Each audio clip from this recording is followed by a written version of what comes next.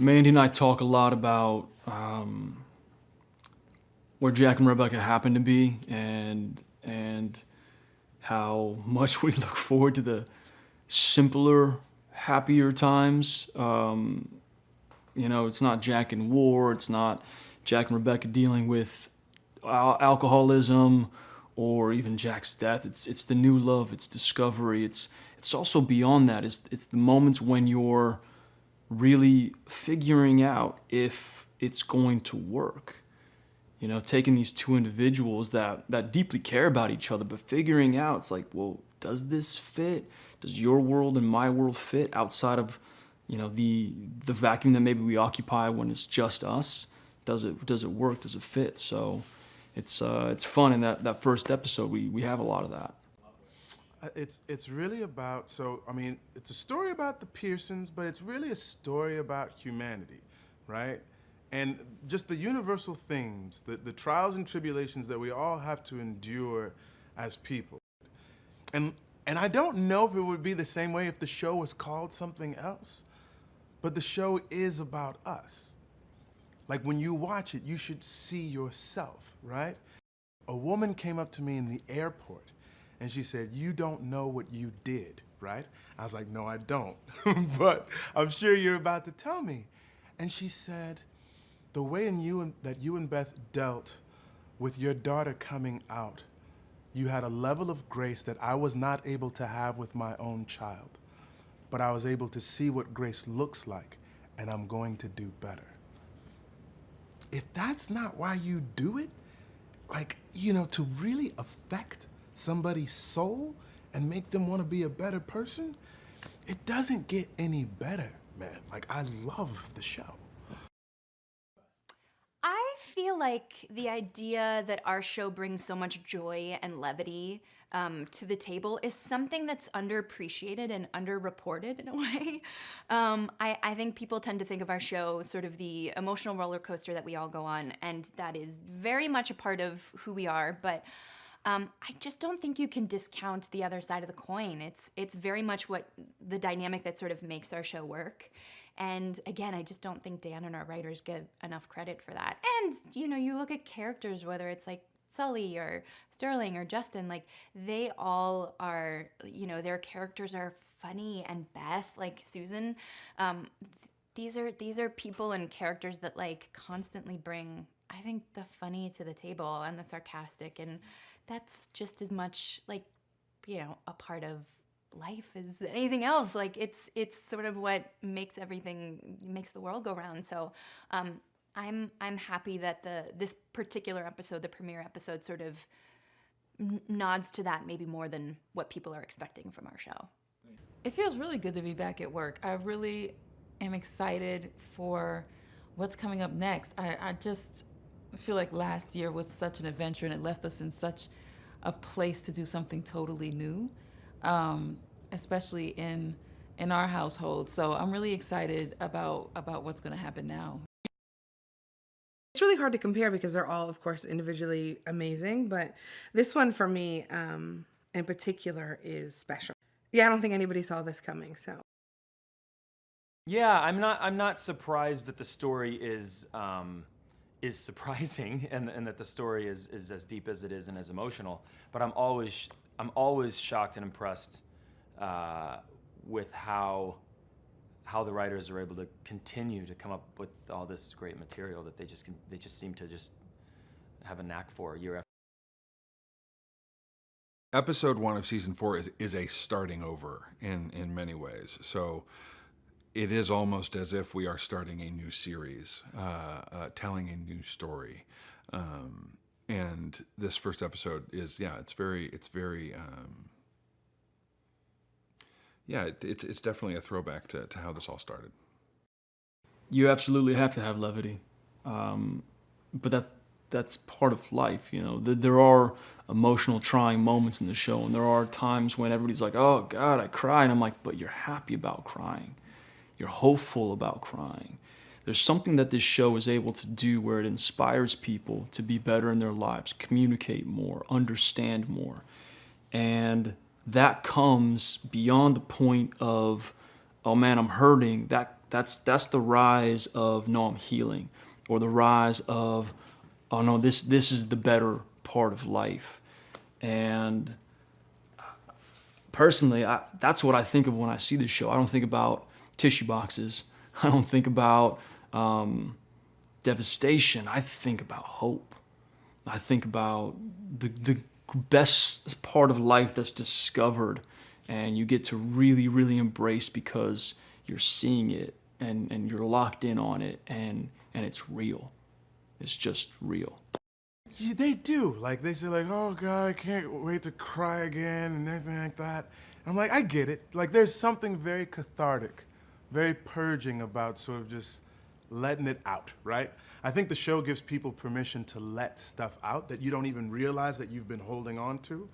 But I think you don't get to that place of catharsis without the high, right? You need the peaks of life in order to feel the lows. Otherwise, if it's all flat or if it's all low, it's just like, this is depressing, right?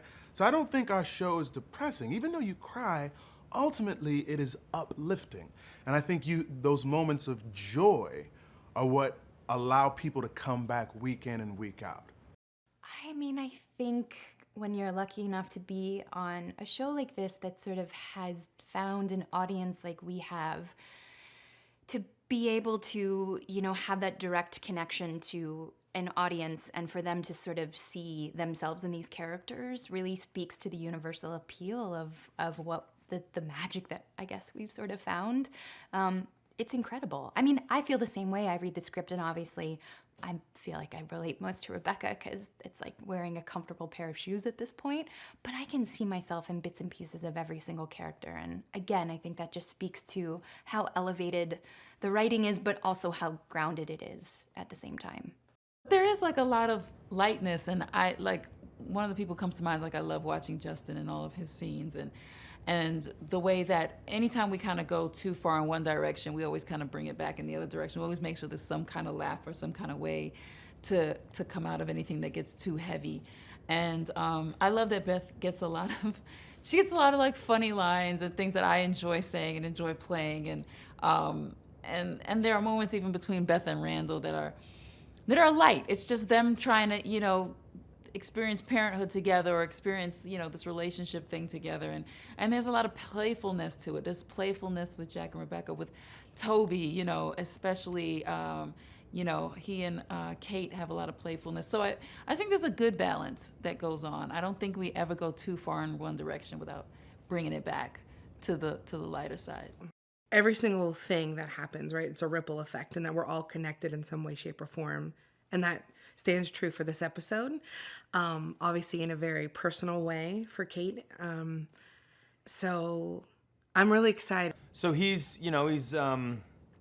finds himself kind of in a difficult place. He found love again, which doesn't happen to a lot of people. So he found himself sort of in a happy place. He felt lucky. He sort of thought he had his life in order, and then this giant bump in the road, which is he wants to be a father, and he's with this woman who he's in love with who doesn't want children. So that becomes a deal breaker, and they both kind of mutually and very sadly decide to sort of go their own ways. And now he's kind of in a place, honestly, where he has time to himself and time to sort of reflect and try to stay as healthy as he possibly can. And I think we're going to see him slow down a bit and look inside a little bit more than he has been and take a little time with himself and be more comfortable spending time with himself and getting to know himself. I know that that sounds kind of strange because here he is, 39 years old, and it's like he doesn't know who he is yet, but he really doesn't, he's sort of figuring himself out. So he does that. He also reconnects with a few family members without giving too much away, that starts kind of fairly early on in the season and then continues throughout, and that'll fulfill him as well. So hopefully he's on this journey of sort of, becoming healthier and more comfortable in his own skin. Yeah, a lot of fans who watch this show are always talking about how much they cry or the emotion that it brings up, and I'm always a little like, I'm not as involved in those storylines, so I'm like, I'm not sure what you're. I think the show's pretty funny, at least from where I'm standing. So I think that the show, I think a lot of times the show's levity gets a little lost, but every single character in this show is very well balanced and very able to slide back and forth between drama and levity. Sterling K. Brown is extremely funny. Justin Hartley is one of the funniest people I've ever met. Chrissy is hysterical. So that's the balance of life too. Like as sad and as horrible as things get, there are also good and bright moments, and I think that this show has a lot of both. As storytellers, it doesn't make any difference to us, I think it adds excitement because it gives us a real roadmap. I mean, as an actor, I've done shows where you just don't know if you're going to be around or not, and you're really hoping. But I think this is also a very confident moment for the audience to invest in their time with us. And they know that we're working toward, I don't want to say an end or a closure or a wrap-up, but we have a lot of time still to spend with this family. And I think it's an exciting thing to be a part of a show that is willing to do that for their audience and willing to do that for themselves. I've seen the end. I know a lot of it, and getting up to it is going to be a lot of fun. Oh my gosh. It's crazy. I've never done television really before the show. Certainly not 54 episodes of television. So it's hard to think back to the last 3+ years of my life and a show like this that is so emotionally charged and rich, and it boggles my mind to think back to some of the stuff we did in season 1. I guess my heart sort of goes back to season 1 because it was such a new experience for us, and navigating the inroads of these characters and figuring out, for me at least, it's hard to pinpoint one exact moment because, I have this delicious challenge, and the greatest challenge probably of my professional life, of portraying this woman from her mid-20s to her, now we found out last season, mid-80s. So that's a lot of life, and it was certainly overwhelming initially, but I feel like I really found my groove in the middle of season 1 of not overwhelming myself with having to know every single answer to the story of this woman's life. You sort of just take the information as it comes to you and sort of piecemeal it together. But now I feel like I have this really complex understanding of who she is, and I have this 360-degree view of everything. People are connected to This Is Us. It's just what you said. The storylines and the I guess all the things that we speak about are things that people go through. Just to put it plain, I think we're taking everything that's just ripped from the headlines of our lives, and saying it's okay to talk about them. I just did a film, and one of the lines in it was, if it's mentionable, it's manageable. If it's mentionable, it's manageable. And there's something about that resonates in our show of if we can talk about this, somehow we can manage this. And it's about not hiding, but sort of revealing ourselves to one another. And saying that, really putting the responsibility of family, the real responsibility is that family has to be there for us regardless, right? And so we keep calling our family to that task of I'm going to reveal this about myself. I need you to still be there for me. That type of thing. And so I I think all those things really resonate with people. It's a chance to just kind of see ourselves and be with ourselves and maybe explore the things that we don't usually even talk about. But, you know, if it's mentionable, it's manageable, right? Yeah, so we know that in the finale, Toby shows up and he says, well, they're on their way. And everyone's freaking out because they don't know if that includes Kate or Jack or what's happening. And so many people are asking, like, where's Kate? And I'm like, she could be at the dry cleaners. You never know. And because the story, as we've seen in the past three seasons, that nothing is necessarily linear. And so that's great to be playful and to not know where things are headed and what's ahead for each of these characters. But I say not to fret. Yeah. Well, I think, you know, just simply put, I think if you have a show about really heavy, pressing issues that people don't like to talk about all the time, sometimes it ends up looking like the news, right? And it's like, you know, there's something endearing about these characters when you're watching them go through these things that are, yes, they're difficult, but they're very much real life. And they're not on an island where it's like, oh, the Pearsons have all this bad luck. They really don't have bad luck. They have great luck as well. And this is just real life. And sometimes life is hard. But when you can laugh through it and when you can enjoy the good times, I think that's what makes them so endearing and so relatable to everyone else. They're not a pathetic family at all. Yes, we have, you know, struggles with fertility. We have death. We have, you know, alcoholism. We have drug abuse. We have people that die prematurely. We have all that stuff. But that's life, and life is also beautiful. And so they also have these great, you know, wonderful victories. You know, Kevin's got a great career now. There's love in the show. There's humor in the show. So they're a wonderful family that is just sort of like all of us, right? You have these great losses and these wonderful victories, and sometimes the pain is hilarious, to be honest with you. That's your way of dealing with it. At least in my family, sometimes it's like, are you kidding? You know what I mean? And it's actually kind of funny, these weird things that'll happen throughout your life. The characters are very specific. The storyline is very specific, and the more specific that this show gets, I think the broader an audience it reaches. The more specific it gets, the more inroads there are for people to relate to a character, whether it's as a brother or a mother, a father, a sibling, a best friend, a husband or a wife. And so as the seasons go on, I think we're just going to attract more and more people who find their way in to relating to this family.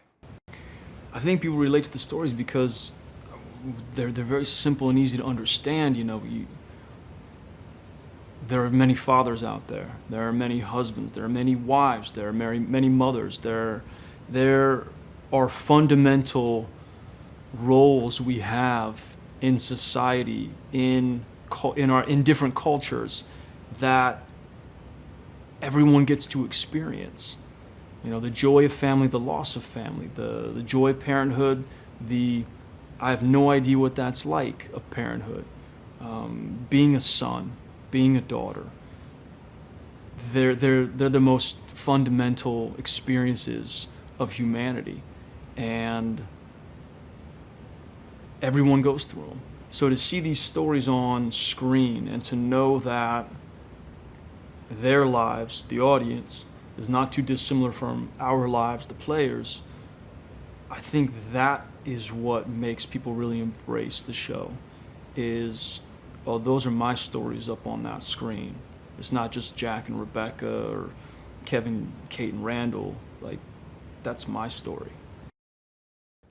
Yeah, you know, people talk about how emotionally moving it was, and one of the things that, you know, they talk about Eris's beautiful performance and how sort of heartbreakingly real that was, but also the way that Randall and Beth handled it was a great example of just loving somebody through. You may not know how to get through it in the moment, you know, but you know that you still love this person and you want them to express themselves, you know, and be honest. I think that's the most important thing. I would much rather know and feel so proud of my child for coming to me with that information, then have them hide it, feel ashamed, feel, the worst thing is to do stuff in the dark. You feel so ashamed, you feel guilty, you feel all these things. When you can, be open and honest and have your family there to be with you, support you, help you through it, and guide you through. And so that was most important to me. I think that has to be a conversation, especially in this country, so that people don't feel that they have to hide or, feel shame about themselves or what they're going through, about their sexuality, all of these things. So that was a really that was a really landmark moment for the season, I think. I think the original magic really is these siblings in this really cool family that are just trying to figure out life and to deal with life on life's terms. And that there are these ups and downs, these peaks and valleys that we all are learning to navigate and we don't know how. So the show, I think, sort of gives you an instruction manual, so to speak, of how do we do this? And if we've never felt anxiety or had weight issues or dealt with race issues or paternity issues, that, this is how the Pearsons handle it. And I think because I've heard so many stories that it brings families closer together so they can talk about it. So if they have their own issues, they can say, and this is us. This is how they handled it. And it makes things a little softer to open up and have a conversation about, which is really special. And I think that's what great art does, is it creates a new way of thinking, opens up your heart, your mind. And it's done that the show has done that from day one. And out of the gate, did you ever see a plus size woman on a scale on network television? No. And not like, an average size woman, but a plus size woman who's really struggling with something. Or have you ever seen a really successful man have an anxiety attack and have his brother console him? All of these things that we get to see, and it's sort of shown up in every single episode, and it consistently does. And I don't know how they do it, but I know that obviously it's changed my life and it changes my family's life and so many people's lives. So I don't know, from the beginning, there are so many similarities from the pilot to like the finale of this last season. But they're also standalones as well, because you see this evolution of this family and these siblings and how we're all affected by each other. If you do see yourself in any of these characters, which I know that I do, in all of them, at some point throughout the season, I will look at Rebecca or Beth or Randall or Kate or Toby or Kevin and be like, that's me. And then I'll see how they react to something, and I'll be like, if that ever happens to me again, I'm gonna react a little more like that. It teaches you how to sort of deal with things, I think, without beating you over the head with it and saying this is a life lesson, because that's not really what we do. But we just sort of tell real stories about life, and I think people get attached to that. Yeah, I mean, they are new parents, so the challenges that come with that, the great ego death that comes with having a child, when worrying about yourself is no longer your top priority. For two characters who have maybe been a little selfish in past seasons, as all human beings are. So it'll be interesting to watch them shift from thinking only about themselves, then learning how to think about each other and take each other into consideration. And then once they've just about figured that out, just barely, turn their attention to this child, baby Jack. So it should be an eventful fourth season.